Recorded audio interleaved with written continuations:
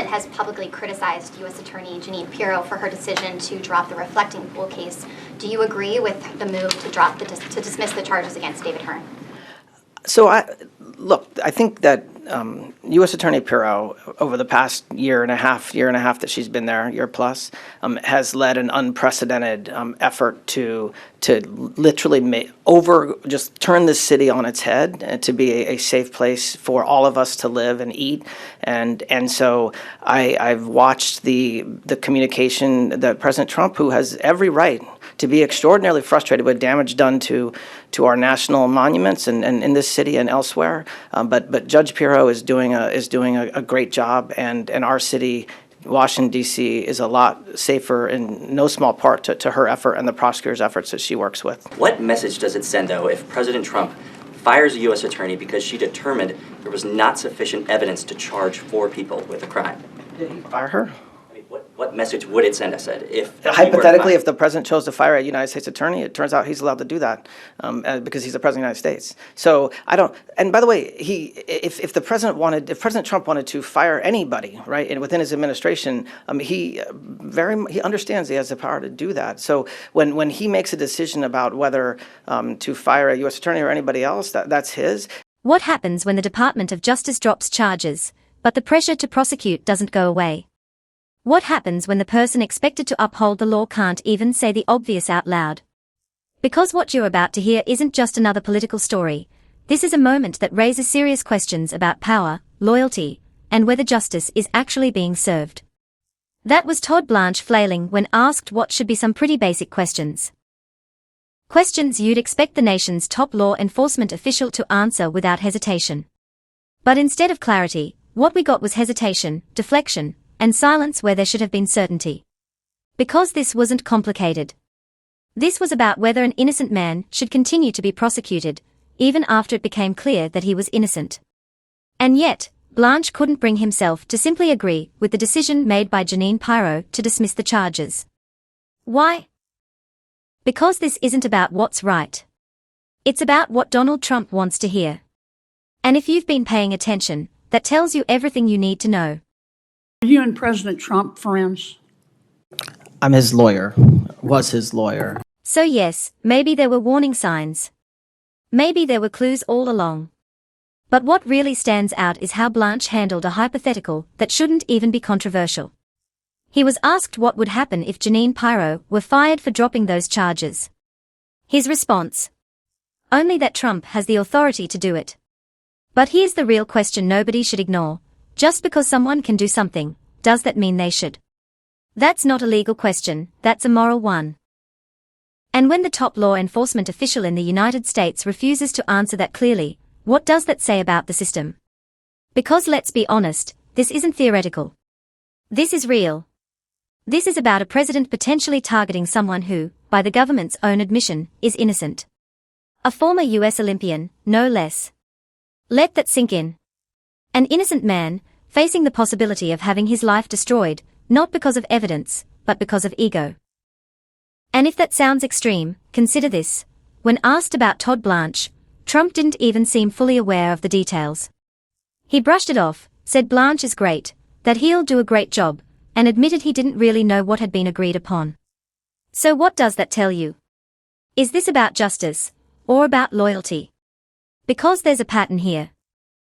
A pattern where consistency takes a backseat, where narratives shift depending on the moment, and where phrases like, a lot of people are saying, are used to create the illusion of support without ever defining what that actually means. And that's where things start to get uncomfortable. Because if the messaging keeps changing, if the facts keep shifting, how do you know what's real? Now think about this scenario. The Department of the Interior acknowledges that what happened wasn't vandalism. It was a botched job. The DOJ drops the charges. Case closed, right? Not exactly. Because Trump is still insisting that prosecution should continue. Why push forward when the evidence says stop? Is it about accountability, or about proving a point? And that brings us right back to the core issue, ego versus justice. Because this isn't the first time something like this has happened. We've seen similar patterns before. Cases where even after mistakes were acknowledged, the response wasn't correction, it was doubling down. And that's where Todd Blanch comes in again. Because instead of drawing a clear line, saying this is wrong, he defaulted to technicalities. To what can be done, instead of what should be done. And that distinction matters. It matters because the role of a top law enforcement official isn't just to interpret the law, it's to uphold the integrity of it. And when that integrity is questioned, everything else starts to unravel. Everybody knows about the DOJ backtracking on this reflecting pool case. I'm joined now by Norman Eisen, who represented former Olympian David Hearn, right at the center of this case, and now fully vindicated after the DOJ dropped its charges. Norm, let me start with this. Donald Trump is still insisting that Jeanine Pirro was wrong to drop the charges, even after both the DOJ and the Department of the Interior acknowledged that Hearn didn't do anything wrong. What's your reaction to Trump continuing to push for prosecution here? We said Davy Hearn was innocent when the case began. He, unusually for a criminal defendant, went out and proclaimed his own innocence. We started filing motions on the defense team. The day after he was arraigned, I filed my first motion with my wonderful colleagues, Mary Dorman, the Washington Litigation Group, Steve Levine at Steptoe. With that first motion had pictures, before and after pictures, including from the government itself, showing that Davy Hearn had not done anything to that liner, that it was the same before he touched it and after he touched it. And we've continued to file those motions. So finally, the U.S. Attorney's Office, Judge Pirro, was forced to admit what the evidence showed. Donald Trump can't handle that. It's not the first time that we've had this challenge because, as you know, there's been a series of innocent people who have been prosecuted and persecuted by this administration.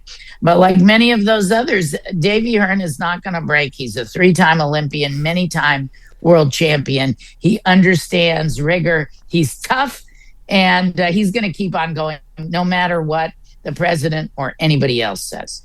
And building on that, now that the charges are dropped and innocence is clear, is there a possibility that Hearn might actually pursue legal action against the federal government?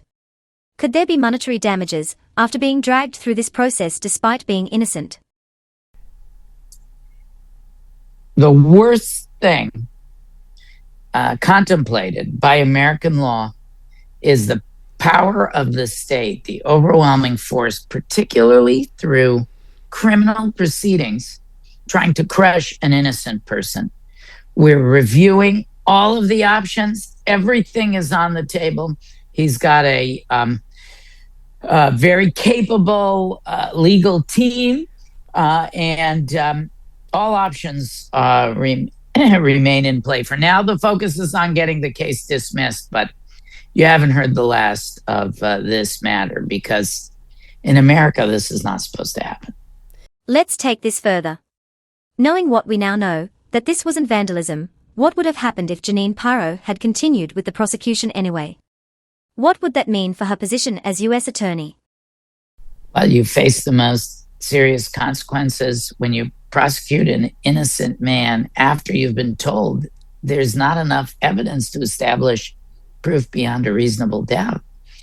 The most serious consequences, ethics consequences, ability to practice law, potential civil liability, possibly personal liability if it's bad enough. It's the worst thing you can do as a prosecutor, as a government official, to go after someone innocent. But I do not accept the statement in the government's extraordinary filing on Friday that it only figured this out after it asked the Department of the Interior for all the evidence. I mean, come on. We filed brief after brief with evidence, photographs, testimony, proof that Davy was innocent. They knew it. And that is also in itself a serious problem, that knowledge was there, we believe, established by our filings before the Interior Department supposedly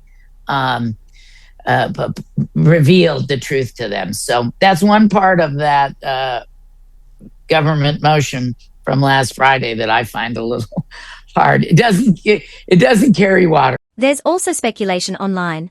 Some believe Trump is simply trying to shift blame, using pyro as cover. Do you think this is calculated? Or do you believe he genuinely thinks she made the wrong decision? Yeah, this is not some kind of insect dance or kabuki performance. she has enraged Donald Trump by conceding the truth, even if she did it with a extremely implausible excuse that, the Department of the Interior pulled the wool over our eyes. Come on. Nevertheless, the truth has been revealed, including through those motions that we kept filing. One of them was to take discovery about possible grand jury wrongdoing, and then the decision to drop the case came right after that. Is that a coincidence? I don't know. The truth of all of this will come out. It always all leaks out with this administration. But I do know this. Davy Hearn is innocent. The proof is overwhelming that Davy Hearn is innocent. And anybody who perpetuates the lie that he did anything wrong is doing a grave disservice to the Constitution, to the rule of law, and to the idea of America. This is not a country where we prosecute innocent people. Because what stands out is the willingness to go this far, to potentially destroy someone's life just to avoid being wrong. Is that what we are really seeing here? Well, I won't get into analysis about what the heck is going on, but the reaction, I will say, has just been to underline the innocence of Mr. Hearn. Yeah. And I will say that it has been very gratifying to see those of all political stripes, even many who normally support or agree with President Trump, say, hey, this is an innocent man. He's a 3-time Olympian, repeated world champion canoeist. The evidence doesn't prove it. And it's wrong to continue to attack him. So the president has managed to unify the country around that. And from a legal standpoint, what does this do to the idea of presumption of regularity? Are courts still willing to trust the federal government at face value after cases like this? Well, we haven't yet reached a decision on the motions we filed, the pretrial issues, of course, the trial itself. So I'll confine myself to my other over 300 legal cases and matters. Although the Hearn case certainly has done nothing for to restore the presumption of regularity. It has been obliterated over the course of our matters and the hundreds of others that we've seen over the past year and a half. Whether it's birthright citizenship, where at Democracy Defenders Fund or Action, we've litigated cases denying the plain meaning of the Constitution. Dr. Lisa Cook, another wrongly persecuted individual from the Federal Reserve, we took that to the Supreme Court and won. The other corruption cases, the slush fund case in Florida, the Kennedy Center case, over and over again, we've seen in these cases that the administration is forcing its lawyers to make arguments that don't pass the smell test. And of course, you are going to lose trust with judges, with juries. You know, in a lot of these cases, they're either thrown out pre-trial. That happened in another case I worked on, the labor leader, David Huerta in California, peacefully protesting ICE. In Tish James or Jim Comey, you know, you see these cases and sometimes they come after the people again and again. It's so wrong. It's so un-American. But I will say, and a positive sign, the American people see through this. Donald Trump's approval ratings have sunk to lows that are now approaching Richard Nixon's in the depths of his corruption crises. So just reflecting on my other cases, I do think the presumption of regularity has been blown to smithereens. You've handled hundreds of cases. What's next? What should people be watching for moving forward? Elections, elections, elections. We have a large portfolio of election safeguarding activity at Democracy Defenders Fund. Our 300 cases and matters include a large number of those. For example, in Fulton County, Georgia, we quashed the criminal subpoena where Donald Trump was trying to dig into the 2020 election. We had a long, hard fight in court. We finally succeeded there. Redistricting, we had one of the biggest redistricting successes, Prop 50, adding 5 seats to the pro-democracy landscape in our country. Just today, we filed in the United States Supreme Court on behalf of 55 former federal and state judges, mostly conservatives and Republicans, a brief saying Donald Trump's second executive order tampering with elections should not be allowed to take effect. We defeated his first executive order. My team and I are ready. I was part of many of the 63 cases in 2020. We are ready to do twice that number. I told the team, let's get ready, 126 cases if necessary. We will protect this election. If you are watching, you can rest assured that my colleagues and I and so many partners around the country are ready to make sure that your vote can be cast and the elections proceed freely and fairly. We are not going to let anything happen, any sabotage when it comes to these elections. And for viewers who want to support your work, where can they go? They can go to Democracy Defenders Fund or Democracy Defenders Action. Now step back for a second and look at the bigger picture. What we are seeing isn't just one decision. It's a pattern. A cycle of pressure, reversal, and narrative control. And the real question is this: if even clear evidence isn't enough to stop something, then what is? Because at the end of the day, this isn't just about one case. It's about trust. It's about whether the system works the way it's supposed to, or whether it bends under pressure. So I want to hear from you. Do you think this is about justice, or control? Do you believe this was a genuine legal process, or something else entirely? Drop your thoughts in the comments below, because this conversation is far from over.